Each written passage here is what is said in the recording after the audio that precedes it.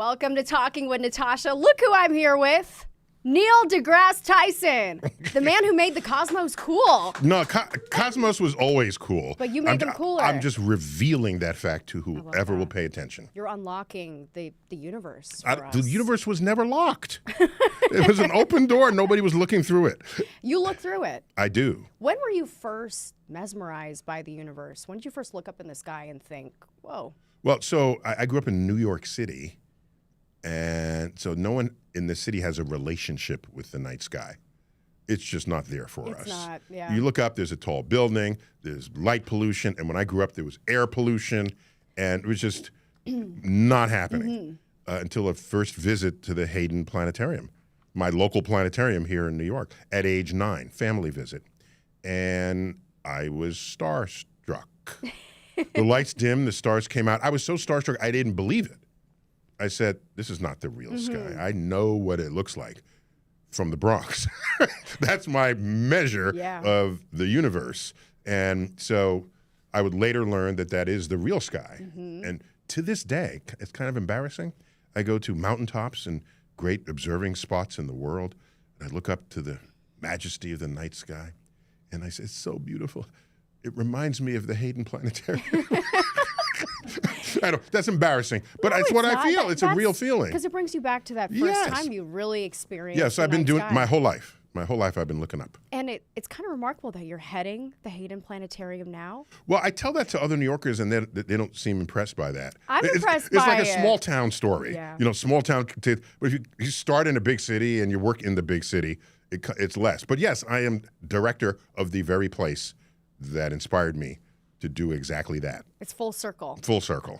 Okay, I just read your book, brand new, just visiting. Oh my gosh, thank planet. you. I love it. In fact, it's released today. I love that. I'm on your show today, the release date of this book. This is my Hayden Planetarium at 9 years old, being with you on your release day for your book. Thank you. And I love Merlin because you answer all the questions in I wrote a Merlin. column under the pen name Merlin, and I could have just made it a regular column where you just answer questions, but you just look it up back then in an encyclopedia, or nowadays just a wiki page. But I wanted it to be more interesting than that, or more fun. Yeah. So Merlin, it's not the Arthurian Merlin.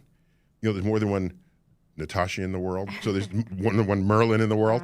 So this one was born in another galaxy. I just made Merlin alien, all right? And Merlin visits Earth and has seen all scientific, cultural, and philosophical progress of our species. So that when you ask Merlin a question about anything, the universe typically, of course, it was, dear Merlin, I don't quite understand how gravity works. Yeah. And Merlin recalls a conversation had with Isaac Newton in his backyard. And then the answer is contained in that dialogue, for example. And my brother, who went to the High School of Music and Art here in New York City. He illustrated the book. I love it. The illustrations really make it. I mean, it's pretty. Yeah, they're just fun. Great. Yeah, there's just fun. That's my. That's a picture that's of him right there. him. Yeah. So he's an artist up at Saratoga Springs, New York, and he teaches art history and he opens art shows and things. So I was delighted to collaborate with him on this. And so Merlin. This is the second installment. The first of these came out a year ago. So why bring they're them a pair. back? Oh, they have to. Oh, so this column I wrote some years ago, then I updated it into the 21st century. And because we badly need access to science. People are taking science for granted. People are no longer enchanted by it, impressed by it, enthused by it. And Merlin, as your guide, is a way to reinvigorate the fun of learning, rather than just reading the faceless, soulless answer that ChatGPT gives you when you type in a question. And everyone's on ChatGPT. Yeah, when I read ChatGPT, I say the eyes are vacuous as I stare into its empty soul. So Merlin, when you talk to Merlin, he's got a personality. He's got spunk. Merlin's got spunk. He's a little sassy too. A little sassy. That's the right word. I was thinking snarky, but sassy is a softer.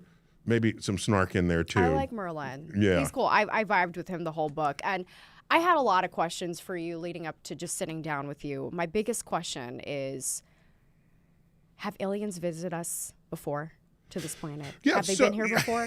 So if you watch History Channel, the answer is yes. When you look at, ancient aliens. Yeah, you were right? on that. I remember watching you. I don't think I was on that. You were. They interviewed you for something on there. They did, I don't. Was I? I'm 100% sure. Okay. I gotta find it. Find it. Okay. So they have the point of view that you go back into these ancient cave drawings, tablet drawings, and you see these beings that don't quite fit anything that should be walking around at the time or even now. Right. And the host and the general analysis offered is that aliens had visited humans in the past, and these are illustrations of these aliens. But in order to think that or to believe it, you have to ignore a half dozen other possibilities. You have to, because they draw people with like bubble heads or beams coming out of their eyes, or they're floating, things that would be supernatural if they were real. All right. And so supernatural or alien-like with alien powers. But you have to ignore other possible explanations. For example, maybe these drawings was in a kindergarten class. Maybe it was just kindergarten. They were 5-year-olds. They're 5-year-old, cave children. Yeah. And they're just drawing, you have to ignore that possibility. You have to ignore what other possibility? That they were drawing what they thought were their gods. Generally, even in modern day, when people envision their gods, they have powers. They're not walking around, they're floating. They're bigger than life. They're bigger than their life. Yeah. They have halos. Yeah. The way we imagine gods, even if you've never seen these ancient drawings, greatly resembles what they're drawing. So maybe they believed in deities and this was their imagination for how the deities would manifest. You would have to ignore that possibility. You have to keep ignoring all these possibilities so that you then say, I think the most likely explanation is that aliens came from outer space. And I'm not that alien leaning in my interpretation of things I don't otherwise know. There used to be something called God of the Gaps. Well, it still exists. Philosophers coined it. It was, here's something science doesn't understand, so God did it, right? Even Isaac Newton went there. Yeah. Right. He explained all the planets and didn't mention God at all because he had the equations and he understood it. But then he noticed that over enough time, the planets would be tugging on each other and would take the whole system and it would fly apart, given enough time. So he said, well, clearly my equations work, but over time, God must step in and fix things. I've heard it that where science ends, religion begins. Yeah, so that would be God of the Gaps. Well, in modern times, where there's less religion, and there's more sort of technology and fanciful thinking about sci-fi, I don't want to call it alien of the gaps. Let me be assonant about it and say aliens of our ignorance. So if you're going to say, I don't know how the pyramids got there, aliens must have done it. Yeah. I don't know. There's a light in the sky that's moving in a way I've never seen before. Aliens must do it. So that's aliens of your ignorance. Okay. And I don't mind putting them in the list of possibilities, but given the history of this exercise, it is really low as a likelihood of something happening, especially since given, how long people have been claiming they've seen aliens, no one has brought one forth. I know. We haven't seen them, but then you see and things everybody's got a smartphone that can take high-resolution pictures and video. Yeah. High-resolution. Show me. Nowadays, it's hard because AI can just make that happen, right, with a fake video. Right, with a the deep fake. So nowadays, the bar is higher. Bring out the alien. And until that happens, you're just trying to get me to believe your eyewitness testimony of something you saw that you don't understand. Okay, what about I3 Atlas? Three-eye Atlas. Three-eye Atlas. So the 3 stands for the third, yeah, and the I stands for interstellar, and then there's a slash, and then there's the person, place, or thing that discovered it. And Atlas is an acronym for a system of telescopes that search for this. So it's the third interstellar. So we presume forever that we would be that interstellar objects would pass through our solar system. We just didn't have telescopes powerful enough or sensitive enough to detect them. And so in the last 10 years or so, we've got 3 of them. We expect to find many more. These are objects that are not of our solar system. So everything we know and understand about comets, planets, moons, asteroids, meteors, derives from our own sample size, our own sample selection here in our solar system. You get something from elsewhere, you would expect it to have properties you have not seen before, as is true with all 3 of those interstellar visitors. So is 3I Atlas, scientists debate whether it's a comet or alien tech. No, only one scientist says that. And what's your take on it? Only one scientist says that. And he says that it's barreling towards the Earth and a comet's going to hit. It's not going to hit Earth. Okay. No. So people can stand down. Yeah, it's not going to hit Earth. You can lower your weapons. Yeah. So there's one scientist who strongly thinks where there's properties of this object that defy easy explanation, that he'll jump in and say it could be aliens. Yeah. And the press just loves it, and it's clickbait, and everybody can't get enough of it. And fine. But like I said, for me, aliens is very low on, just given the statistics of it all, the historical statistics of it all, and for me are very low. And of course I want to meet I love who doesn't love the aliens? Yeah. I want the aliens. A real life Merlin. Yeah. Yeah, maybe it's Merlin family coming to visit. Yeah, by the way, Merlin is a fictional character. Okay. Just putting that out it's there. not that no one named Merlin knocked on my back door. Yeah. So it's a fun object to think about, and it has mysteries. The universe brims with mysteries. But not every mystery is an alien. In the same way, not every mystery is God. By the way, you can believe in God and say God made everything happen, even the things we understand.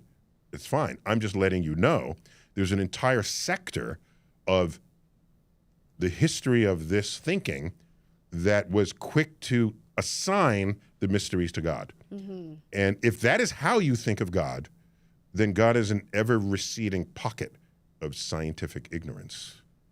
If your God is where science has yet to tread. If your God is everything, then you're fine.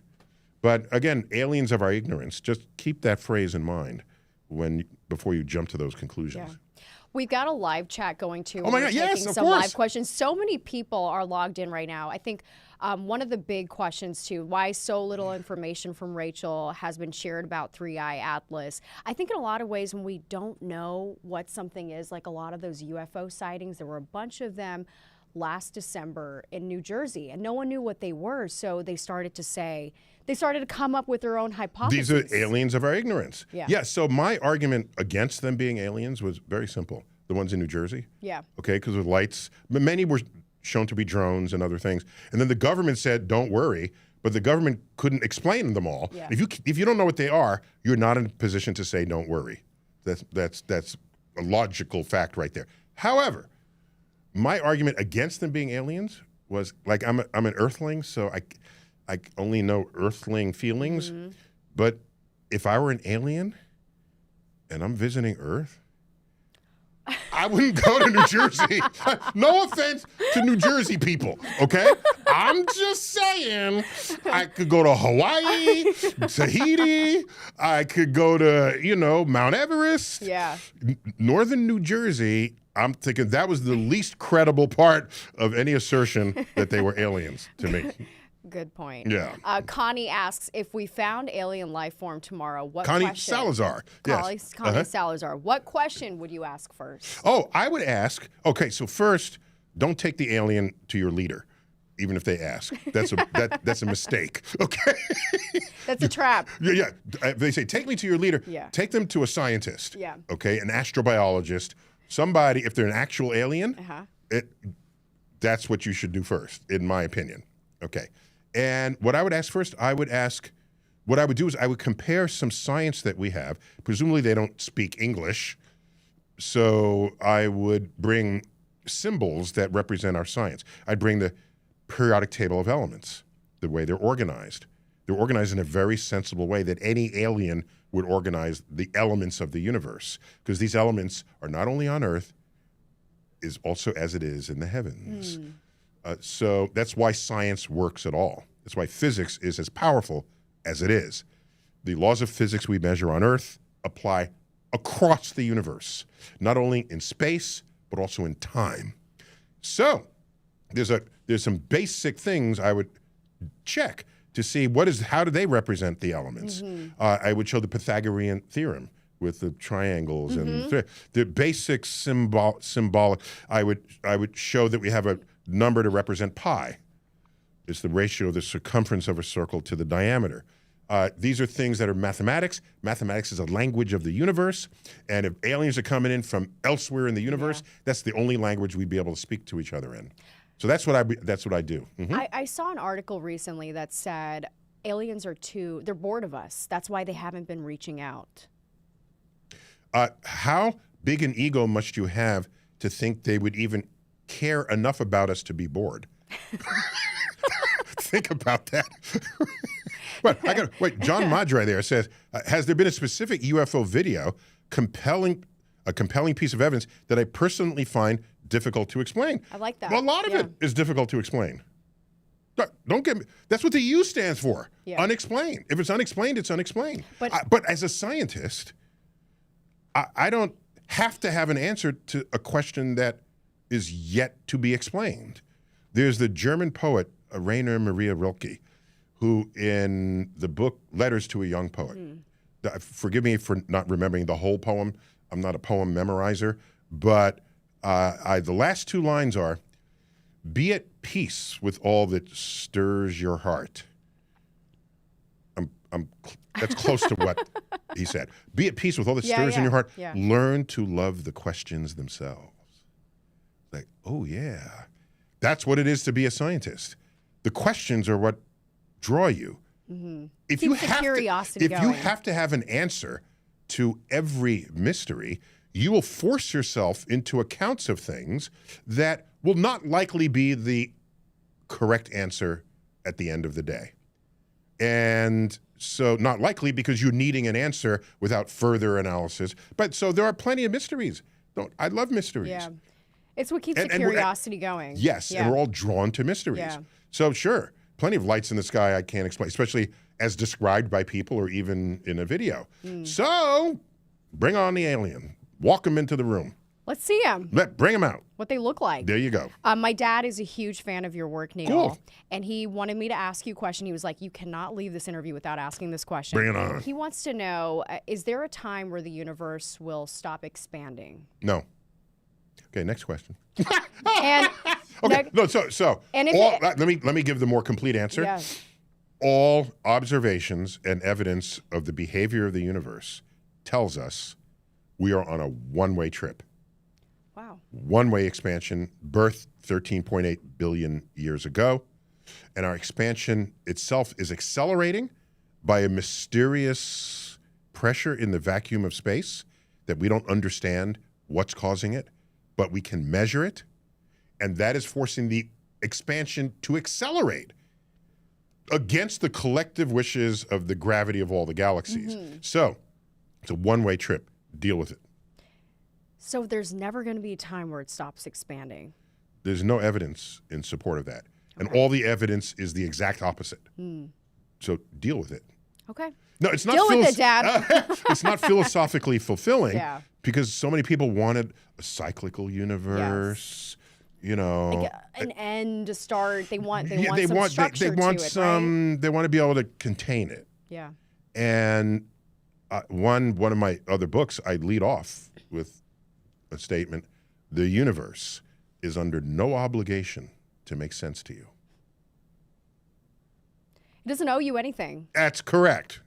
And you can't say, why does that happen? That doesn't make sense. So it is what we observe to be true about the universe, and our senses, when and where were they carved, forged? Like where? In the Serengeti, in the grasses of Africa, trying to figure out how to not get eaten by a lion? That's where our senses were forged. not on how to contemplate quantum physics or quantum tunneling or entanglement or relativity, none of that. Yeah. So of course it doesn't make sense to you. That doesn't mean it's not true. Another really good question. Rachel Willingham asks, who do you look to for inspiration or clarity when you yourself are confused or lost on something? Yeah, that assumes that my inspiration is always a person, but it can be objects or phenomena, for example. And sometimes I just need a time with myself and the universe, watching a peaceful sunset or a sunrise. You ever watch a sunrise? You don't know exactly where on the horizon it's going to pop up. So you have to judge. It's slightly brighter over here than over here. So I'm going to look in that spot. Oh, no, that's a little brighter over here. There could be clouds behind there casting shadows. So cloud shadows up into the sky. So when I'm at peace with the universe, I'm at peace with myself, and my thoughts achieve levels of clarity that wouldn't otherwise be there. If you index to someone else, you could get caught up in their own confusion or their own possibly false understanding of something you're trying to understand or explain to yourself. So, but yes, there are people who are wiser than I am, more knowledgeable, and I spend as much time as I can in their presence. Here's a bit of wisdom from Michael Dell from Dell Computing. My sister used to work for him. Here he said, if one day you wake up and you're the smartest person in the room, change rooms. Yeah. You're always a learner. Yes. Yes. And you know what concerns me? Bordering on upsetting me is when you're in school, you can't wait till the end of the period. Can't wait till the end of the school day. Can't wait until it's Friday. Can't wait until spring break. Can't wait until summer vacation. Can't wait till you graduate. And then I'm exaggerating here, maybe only a little. You walk down the stairs, you toss the books in the air. School's out. School's done. You know, that's what you do graduation day. You toss your cap in the air. What are you celebrating? You're celebrating that you never have to learn again? Like, why is this going on? There's even a rock anthem celebrating this emotion by Alice Cooper. School's out for the summer. Do you know the next line? School's out forever. It's an anthem. And, you know, I don't blame students for that. I blame the schools. Yeah. What's going on in the school that you can't wait till the end of the school day? So what schools need to do is not load us with knowledge and information. It's got to be some of that. But a piece of it has to be stimulate my curiosity so that I will want to come back and learn more. Yeah. So I've had curiosity my whole life, and since I've left school, it hasn't stopped.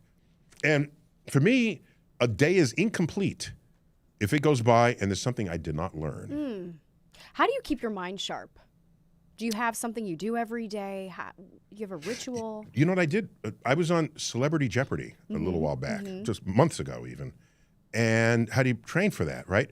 And I said, okay, I'm not going to Google anything for a whole week. Okay. Okay? And that was hard. Think about, I know. You could see a movie like 4 days ago and say, what's the name of the guy who starred in that movie? And you'll Google it, even though you just saw it. Right. So I spent a week every day. I was like, let me go back into my brain and dig it up and reconnect. And by the end of the week, I felt like I had ascended from Earth and and my mind was basking in the glory of the knowledge gods because I had access to my brain that I did not know that I had lost by always just looking stuff up. And so basically I try to use my brain. Which is a great exercise. I like computers and machines to do the work of my body, but not the work of my mind. It's a good exercise. And how did you do on Celebrity Jeopardy? Came in last. Oh, right. So it didn't work. No, because you can't come in second. You either win or you don't. Okay. So I had to bet everything, and the final category. I was ahead going in, but I had to bet so that I'd be protected in case they doubled their scores. So the category was the Muppets. Oh, okay. And I thought Not a strong suit? I know, no, but yeah. Hey, you can find it's online somewhere. You could find it. Yeah, it came in dead last. Okay, so I learned that you coined Manhattanhenge, which is an incredible phenomena. You have some photos of, so walk me through this is live, but your people, there you go. Yeah, that's you my took first that ever picture. photo of Manhattanhenge. Wow. From the middle of Park Avenue on 34th Street, and that's, of course, the great Empire State Building. Yep. That is the sun setting over New Jersey, across the Hudson River, across the entire width of Manhattan, from Park Avenue to Madison to 5th to 6th to 7th to 8th, the 9th to 10th, 11th, the 12th to West Street. And so because Manhattan is on a grid, sight lines go all the way to the horizon. And I knew this would exist. I found the date, you can calculate this, and you need a day when it's clear, and you don't have bad weather coming from New Jersey. This one is on a different day to show you that the grid of Manhattan is real. I am in Queens looking across the East River, across the entire width of Manhattan, again, across the Hudson, and then into New Jersey. This is 42nd Street, and it's Manhattanhenge. And so you can't just stumble on this. You have to know. What year was this? That one might have been 07, 08. Okay. The other one was 2001. Interesting. When I took it. And so then I published that one, it was 2001. And I take the picture, then you publish it, alert people. Yeah. And then now I'm delighted to announce tens of thousands of people flood the streets to observe that. Yeah. And finally, traffic is blocked for a reason other than Con Ed digging holes or police activity. And the word has been lifted into the Oxford English Dictionary. It's incredible. And this was something that you were just curious about. You knew Manhattan being when I was 14, I did research in the British Isles on an expedition to study stone monuments and what astronomical alignments they might have. We've all heard of Stonehenge, but there are others that were uncharted. So I went there with archaeologists, anthropologists. I was in the astronomy camp to look for alignments. And then I said, I want Stonehenge back in New York. I felt like what happens when you want what someone else has. FOMO. FOMO. Thank you. I had some FOMO. that I assure you that abbreviation didn't exist back then, but that's definitely the emotion. That's the feeling. Yeah. And I went into Central Park and I thought maybe the trees plus buildings, and I couldn't make it work with the park and the tree line.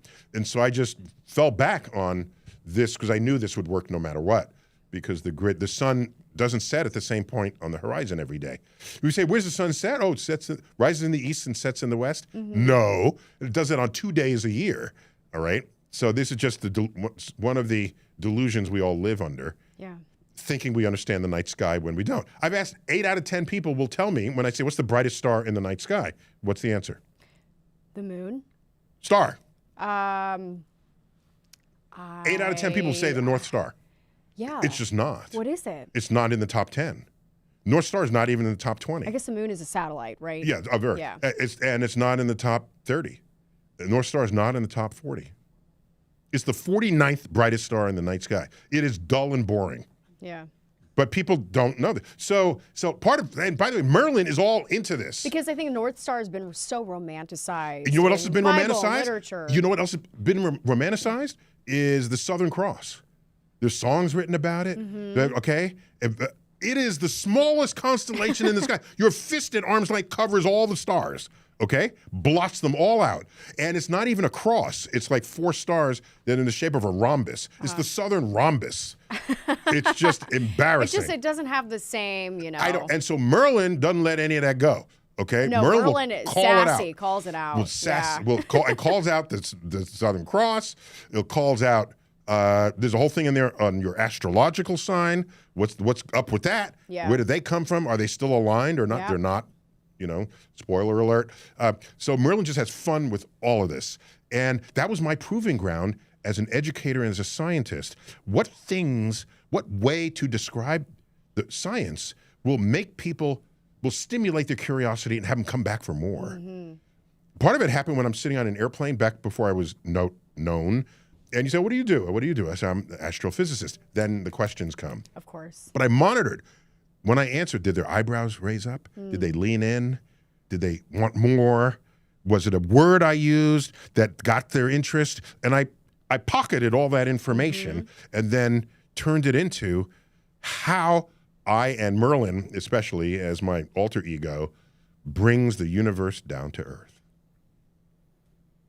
I think it's fantastic what you're doing. This book is fantastic.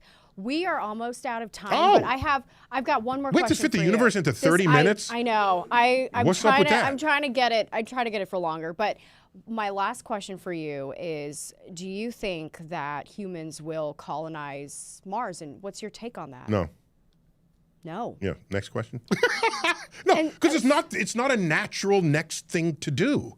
When we went to the moon, people said, oh, we went to the moon in 1969. We'll be on Mars in 1985. No, because they're thinking we went there because we're explorers and discoverers. We went there because we were scared witless of the godless communists over in the Soviet Union. That's why we went to the moon. And we got there, we looked over our shoulder. The Russians weren't there. We stopped going to the moon. Yeah. Thank you. So don't sanitize the memory of that as though we're explorers. Yeah, Mars would be next if we were actually explorers and didn't mind spending $1 trillion to do it. There are two reasons why you would go.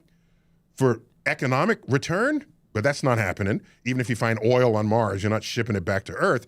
Or geopolitical reasons, and that's why we went to the moon. You know how we're going to end on Mars? If China says, we want to put military bases on Mars, we'll be there in 10 months, okay? Without that, yeah, it'll have to be a vanity project by Elon Musk. He has enough money. Yeah. He plus Bezos. You can send people there, but it's not a business case. So what's your take on the billionaires and this space race? Love it.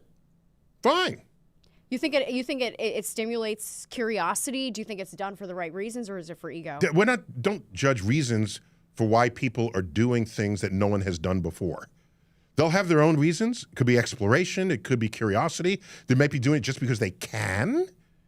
Look at the early days of airplane flight. The only people that took those flights were like rich people and famous people, and the press wrote about it, and it triggered interest in it, and it spawned an entire airline industry. So I would delight in a future where if in the near future, you could take a vacation and go into orbit or go into the up and down loop that the Bezos Branson does. Elon puts people in orbit. Okay. I would save up some vacation money to do that. Why not? Yeah. But what I really want to do is go somewhere.